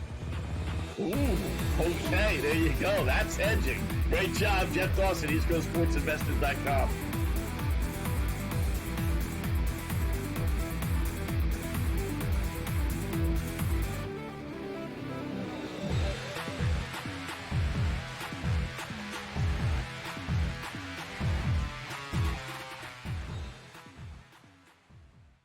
Saturday, January 25th is a huge day at Gulfstream Park. It is Pegasus Cup Day. We're going to have a preview show. First Bet presents the DRF handicapping show for Pegasus World Cup. Alexa, tell us more. Yep, Friday, January 24th. Make sure to tune in on SportsGrid TV from 2 to 3 p.m. to see the show. If you miss it then, don't worry. It airs again on Saturday at 11 a.m. We're going to talk about all the major contenders in the Pegasus Cup. Special guests Bailey Armour, Samantha Perry, and Randy Moss will join us. Don't miss it. He did nothing for 5 weeks. So he's becoming his brother. So I don't want to hear about how great TJ Watt is with his 0 playoff wins. And he's the first guy to admit it. He comes right out and says, I've never won a playoff game. I don't matter. All right, at least we all know who the best player on the team is. It's George Pickens. If you don't believe that, well, then screw you, too. Pharrell, Coast to Coast. Only on SportsGrid. We'll see if they get McCain back. Kelly Oubre, Yabusele's been good. Caleb Martin's a defensive specialist. Andre Drummond can still give you, almost a double-double at any point. I can't go south on this team. And now you're giving it to me at 2-1 to make the playoffs? To be in the Final 8? Folks, give me the Philadelphia 76ers to make the playoffs at plus 210. Betting above the rim. Only on SportsGrid. We all know MVPs don't win the Super Bowl. It's not about MVPs, man. The only MVP, fine. Win the MVP in the Super Bowl. Nobody cares about the MVP in the regular season besides people that bet on it, the actual player themselves, and their agent that's getting a cut of the bonus money. Other than that, who cares? What do you care who wins the MVP? Like I said, unless you bet on it. Right? If you bet on it, fine. Then I guess you care. Sports Rage tonight. Only on SportsGrid.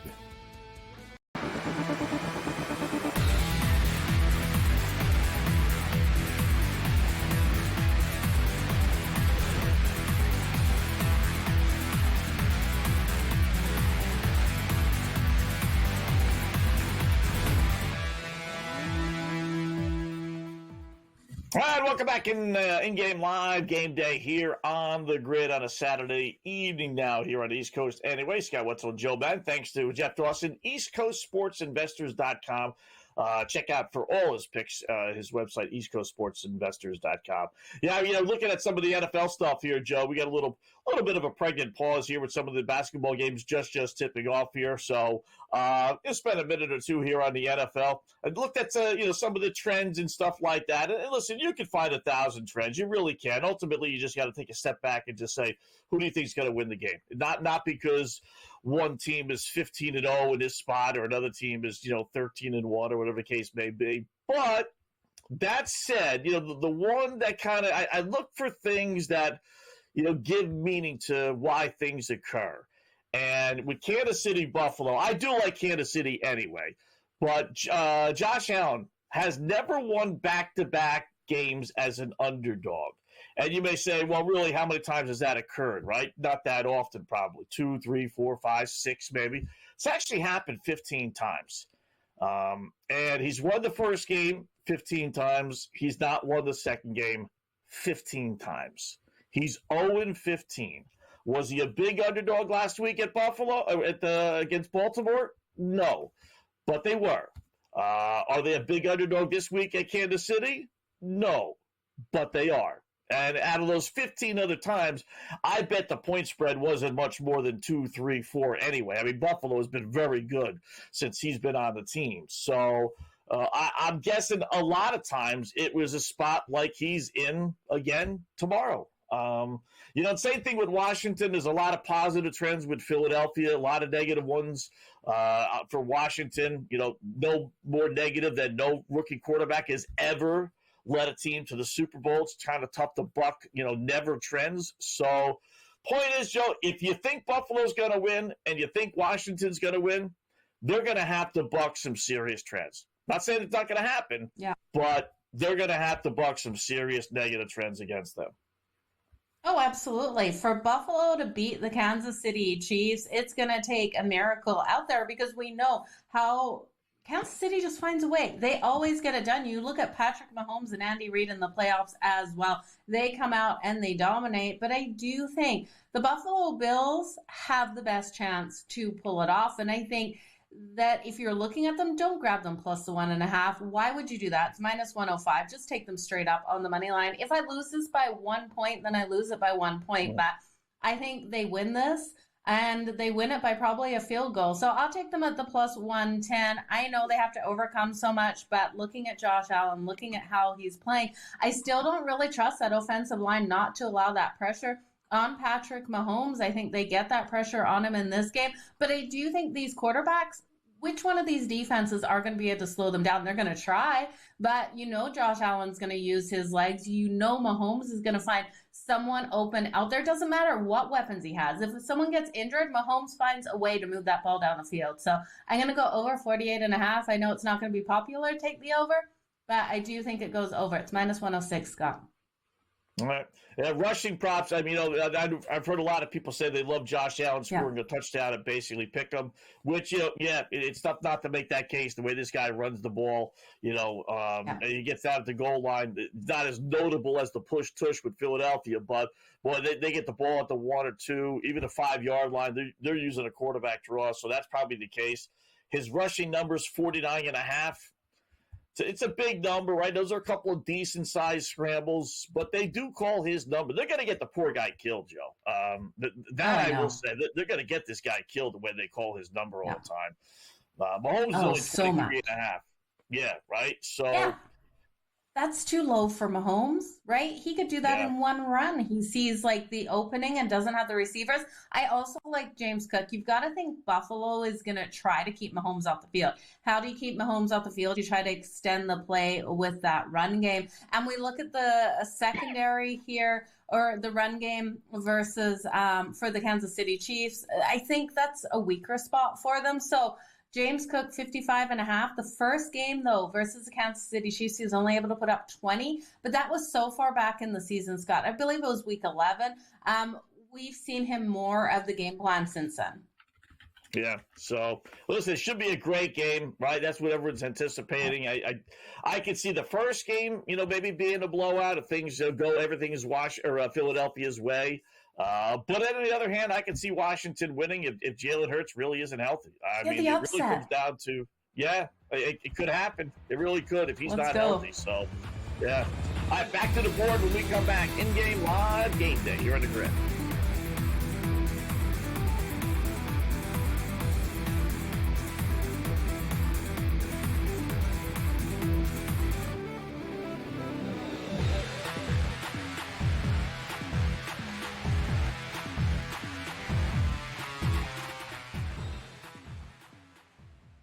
Saturday, January 25th is a huge day at Gulfstream Park. It is Pegasus Cup Day. We're going to have a preview show. First Bet presents the DRF handicapping show for Pegasus World Cup. Alexa, tell us more. Yep, Friday, January 24th. Make sure to tune in on SportsGrid TV from 2 to 3 p.m. to see the show. If you miss it then, don't worry. It airs again on Saturday at 11 a.m. We're going to talk about all the major contenders in the Pegasus Cup. Special guests Bailey Armour, Samantha Perry, and Randy Moss will join us. Don't miss it. He did nothing for 5 weeks, so he's becoming his brother. So I don't want to hear about how great TJ Watt is with his 0 playoff wins. And he's the first guy to admit it. He comes right out and says, I've never won a playoff game. I don't matter. All right, at least we all know who the best player on the team is. It's George Pickens. If you don't believe that, well, then screw you, too. Pharrell, Coast to Coast. Only on SportsGrid. We'll see if they get McCain back. Kelly Oubre, Yabusele's been good. Caleb Martin's a defensive specialist. Andre Drummond can still give you, almost a double-double at any point. I can't go south on this team. And now you're giving it to me at 2-1 to make the playoffs? To be in the Final 8? Folks, give me the Philadelphia 76ers to make the playoffs at plus 210. Betting above the rim. Only on SportsGrid. We all know MVPs don't win the Super Bowl. It's not about MVPs, man. The only MVP, fine. Win the MVP of the Super Bowl. Nobody cares about the MVP of the regular season besides people that bet on it, the actual player themselves, and their agent that's getting a cut of the bonus money. Other than that, who cares? What do you care who wins the MVP? Like I said, unless you bet on it. Right? If you bet on it, fine. Then I guess you care. Sports Rage tonight. Only on SportsGrid.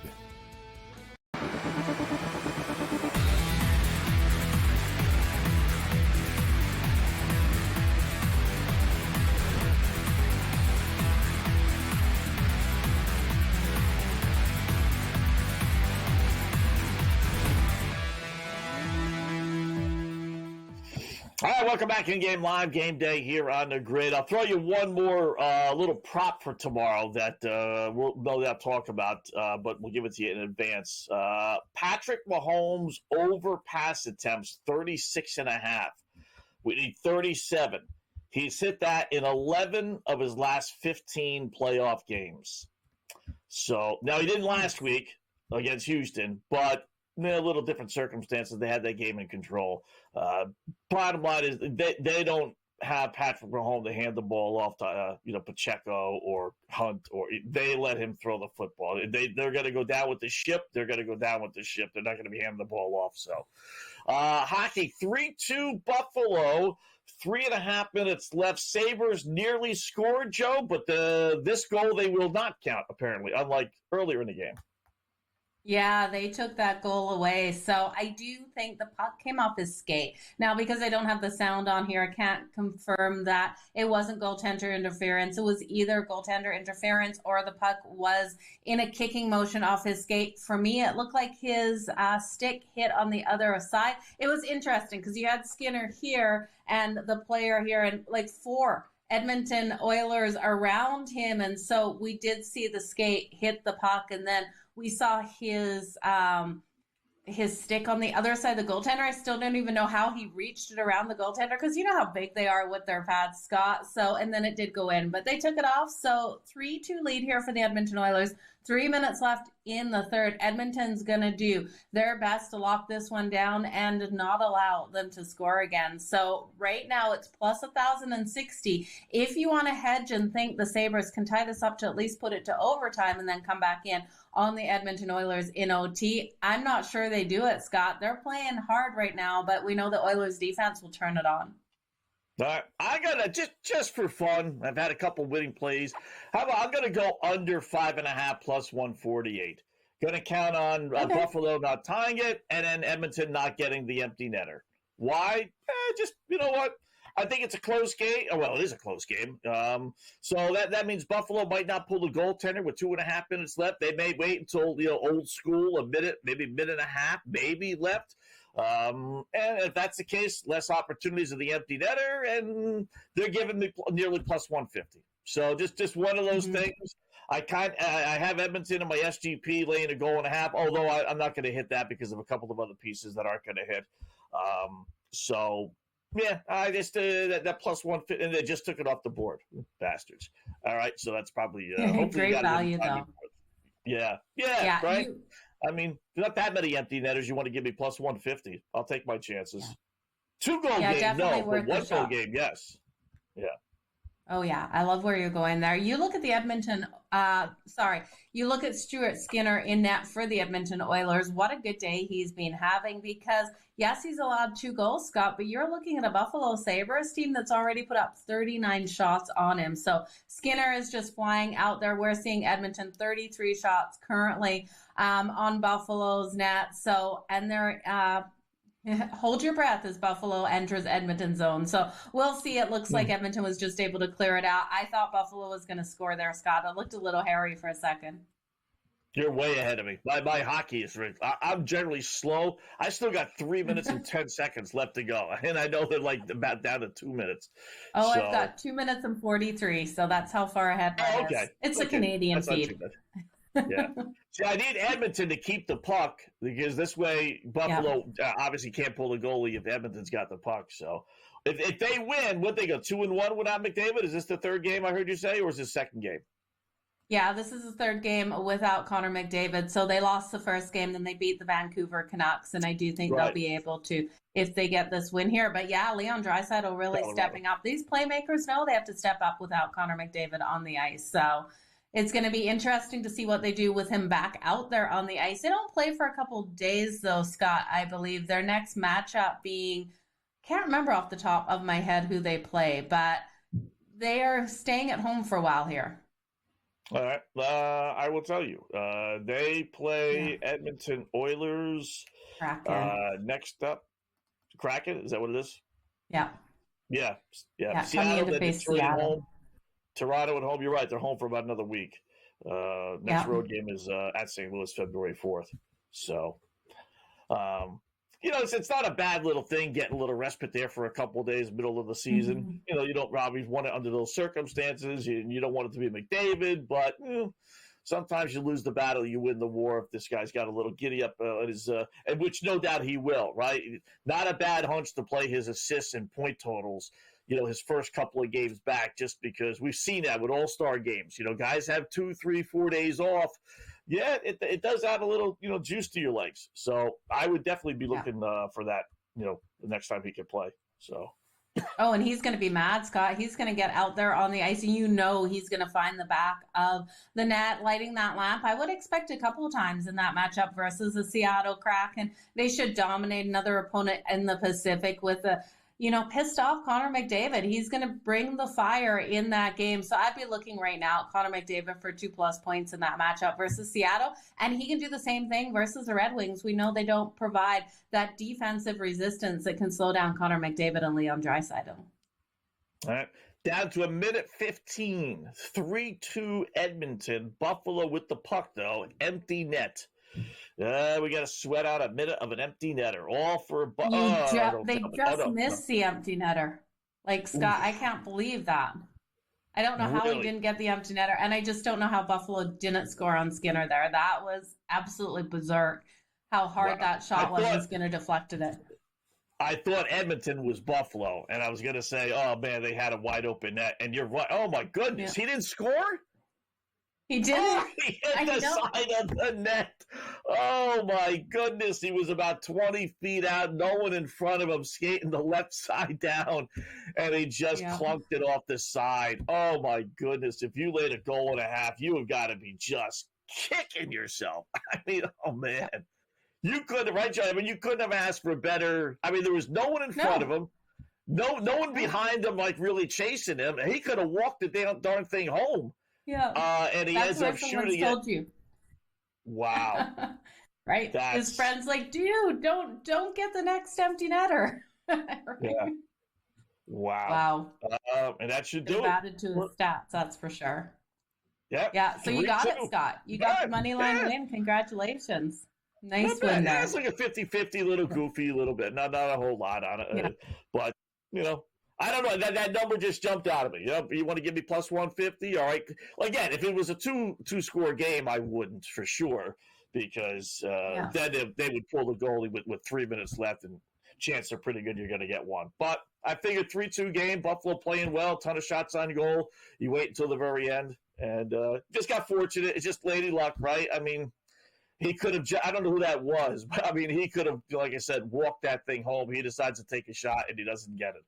He puts that in the net 99 times, literally 99 times out of 100, and this was the 100th time. So for once, though, it went the right way, right? Like, I'm so glad you're not sitting here going like, "Come on, couldn't he miss that one?" Like, that was beautiful that he missed it, and you were able to catch the under 5.5. Because I wasn't brave enough to take it, Scott. So congratulations, there, great bet. Appreciate it. You did take under Celtics Dallas Mavs, looking pretty good. 57-43, 100 points with less than a minute left in the first half. Over-under was, 226, I think it went up to, right? Down to 214.5. Yeah, that had no business going up. I'm glad to see it dropping. Yeah. No, it really didn't. And the Mavs were what? An 8.5-point dog coming into this one? Yeah. Was it? Down 13. And so looking at them right now, they're down, 57-44. All the lines just locked up, Scott. Do you think you'd come in at the Mavericks at like plus 15-ish at some point if they're able to keep it with? I think they keep it within that number. Yeah. I'd be curious to see, as an 8.5-point favorite, what number they give you. We'll let you know when we come back. Okay, bye.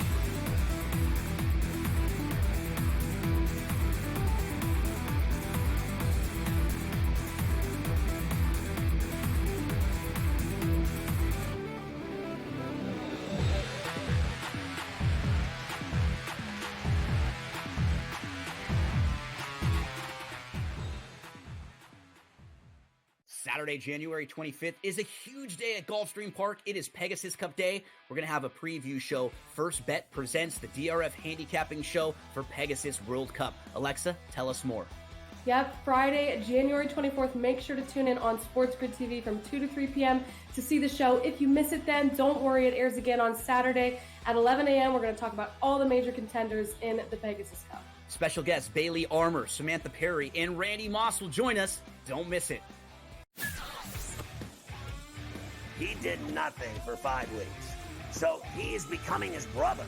So I don't want to hear about how great TJ Watt is with his 0 playoff wins. And he's the first guy to admit it. He comes right out and says, I've never won a playoff game. I don't matter.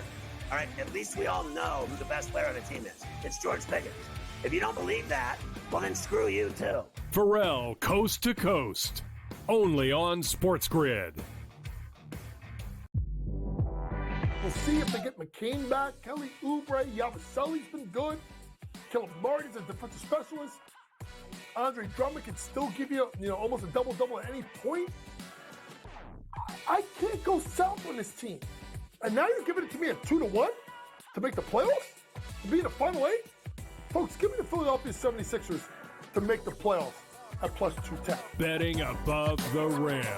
Only on SportsGrid. We all know MVPs don't win the Super Bowl. It's not about MVPs, man. The only MVP, fine. Win the MVP in the Super Bowl. Nobody cares about the MVP in the regular season besides people that bet on it, the actual player themselves, and their agent that's getting a cut of the bonus money. Other than that, who cares?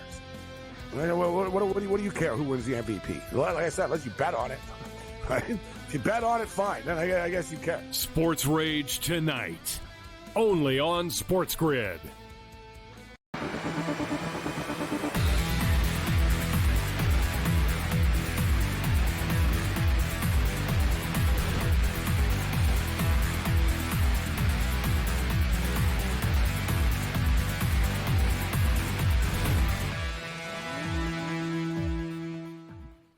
All right, one hurdle down, another hurdle approaches.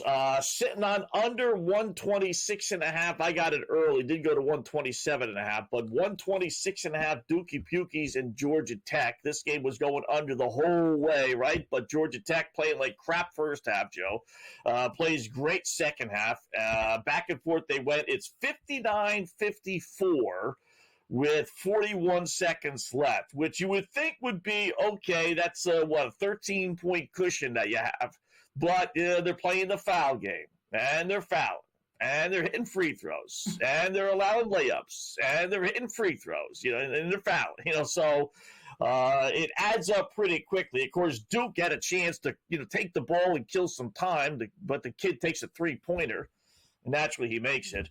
So you can't even criticize him, I suppose. But these points add. This is when you get the cheap 10, 15 points. So I would think I would be okay, but 59-54, 41 seconds left. Then you got to worry about overtime. So there's always something. The next agita is on our plate. Let's see what happens. Right, such a tight game here between those two. Pardon? Yeah.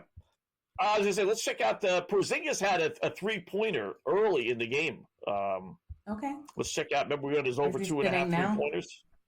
Let's see what he's got. Let's see what he's got. Yeah, Porzingis, when you look at that, I just wanted to know. He's 2 of 3. That's good. Yeah, you need one more? Yeah. We should have really hammered that bet. Yeah. Really, that's fudge. I mean, listen, he could miss his next, 3 threes and not get it, but I don't know why they were giving us plus odds. Yeah. I mean, I don't know. It didn't make any sense, right? So he's got 13 points, 2 of 3 from the 3, 4 of 7 from the floor. All right. Good to see. 60-54. Duke gets 1 of 2 free throws at the free throw line. Well, if you guys were able to jump in on Cooper Flag, he did hit that rebound and assist number, Scott. It looked a little hairy to start the game, but he was able to be 5 and 5 last time we checked, and now I'm seeing 7 rebounds and 6 assists out there. So just clearing the 12.5 to the over for rebounds and assists, but nice to see him doing so. Point-wise, we do see him with 22 points already in this game. So he's having a nice day out there. I really did expect this to be a lower scoring game, though. Scott, I expected Duke to shut down Wake Forest a lot more in this one. So 22 seconds left. What do you think? Wake Forest bring it closer than the number? I hope not. They're not fouling. 22 seconds left. That's it, boys. Just kick it, pass it, pass it, pass it. Ugh. These kids don't pass, Joe, because they know why. They're going to get fouled. They'll go to the free throw line. Chance for them to get 2 cheap points. They should know. Scott Wetzel's got the under. Pass the ball. Keep the clock rolling. Don't worry about your 2 stinking points. I got 50 cents on this game. Come on. Give me my under, will you please? Pass the ball. Exactly. One team we don't have to worry about that is Ole Miss, though. Ole Miss can't hit from the free throw line to save their lives, it seems like. They're down by 7. Missouri up 38-31. 53 seconds left in the first half. Now, that spread is 7.5 right now, Scott. We had a tighter spread going into this game, total of 148.5. Anything you like live in that? I still think Missouri covers that original number going into this game. I believe it was a 4.5. I think they probably cover the 7.5 as well. I don't trust Ole Miss. Yeah, I did like it just because they were at home. It was just kind of like show me, that you could win on the road. We've seen it happen so rarely in the SEC. So until I get a team, that's why I'll probably go with Auburn later on tonight. I do like the under in that game against Tennessee, but ultimately those crowds, these kids are 17, 18, 19 years old. NBA players by now are used to playing in hostile environments, but these kids, they're not, so that's why you side with the home team more times than not when it's between 2 really, really good teams. As it is between Kansas and Houston, 9-7, 5 minutes in. All right, that's not too bad. Over-under is up to 130.5. It closed at 126.5, 127. Oh, maybe that was the game. That was 126, 120. I might have a bigger cushion with the Dookie Pukies than what I'm thinking, to tell you the truth. Let me double check where Duke was coming into this game. That might have been 136. Because you're right. Yeah. You know what? Well, they're sweating for basically nothing. Yeah, it was 136. 136.5. All right. Yeah. So Duke's up 5, 61-56, 16 seconds left. I'm not sure who has the ball. So, yeah, that's right. That was the 126. All right. Yeah. Oh, this was the one where we said we would go lower than 122.5. It is. Or was that the Kansas one as well? Was that the Dookie Pukies? I forget. We put somebody bets. No, that was it was Houston and Kansas, not Duke and Wake. Yeah. Right. So because we both love the under on this one, and then we both love West Virginia. What is happening right now, Scott? This is disastrous. They're 12.5-point dog alive right now as Kansas State leads this 33-16. Are you kidding me right now? Like, seriously, what are they doing? They've lost 9 of their last 10. This team stinks. They couldn't beat Topeka High, and they're beating the snot out of a ranked team. I saw that earlier. It was like 13-3, and then we got distracted with something. Jeff was on or whatever the case may be, and it's gotten no better. They're down 17, getting 13.5 now. Give me West Virginia plus 830. Yeah, I'm taking them plus 830 on the money line. They're coming back. Yeah. There's no way they're not, Scott. This is plus 830. Let me get it in before I lose the best of that number. Even a $10 bet. What the $83 payback, $100 bet. Right. Should go for $830 day. That's a lot of Starbucks, Scott. I'm giving up if they lose this one. College kids don't pack in games though, like NBA players. Yeah, not good teams. Kansas State, the fans are probably going nuts, and then they just kind of rode that to a really, really good start. But you would think somewhere along the line it would kind of go back to the norm, back to the means, and that means West Virginia will make it a game. And now you hopefully to the point where, which they were the favorites going in. Well, actually, no, they were the underdogs. But, at least where you get it's minus less than 830 on Kansas State. And you could just went up to plus 1060.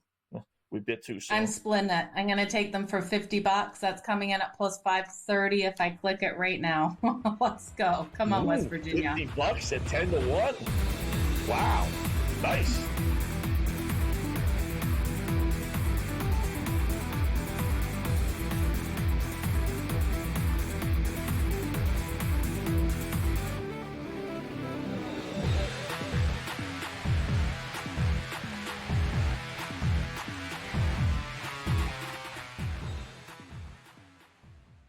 Saturday, January 25th is a huge day at Gulfstream Park. It is Pegasus Cup Day. We're going to have a preview show. First Bet presents the DRF handicapping show for Pegasus World Cup. Alexa, tell us more.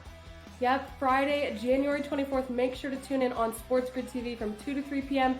to see the show. If you miss it then, don't worry. It airs again on Saturday at 11 a.m. We're going to talk about all the major contenders in the Pegasus Cup. Special guests Bailey Armour, Samantha Perry, and Randy Moss will join us. Don't miss it. He did nothing for 5 weeks, so he's becoming his brother. So I don't want to hear about how great TJ Watt is with his 0 playoff wins. And he's the first guy to admit it. He comes right out and says, I've never won a playoff game. I don't matter. All right, at least we all know who the best player on the team is. It's George Pickens. If you don't believe that, well, then screw you, too. Pharrell, Coast to Coast. Only on SportsGrid. We'll see if they get McCain back. Kelly Oubre, Yabusele's been good. Caleb Martin's a defensive specialist. Andre Drummond can still give you, almost a double-double at any point. I can't go south on this team. And now you're giving it to me at 2-1 to make the playoffs? To be in the Final 8? Folks, give me the Philadelphia 76ers to make the playoffs at plus 210. Betting above the rim. Only on SportsGrid. We all know MVPs don't win the Super Bowl. It's not about MVPs, man. The only MVP, fine. Win the MVP of the Super Bowl. Nobody cares about the MVP of the regular season besides people that bet on it, the actual player themselves, and their agent that's getting a cut of the bonus money. Other than that, who cares? What do you care who wins the MVP? Like I said, unless you bet on it. Right? If you bet on it, fine. Then I guess you care. Sports Rage tonight. Only on SportsGrid.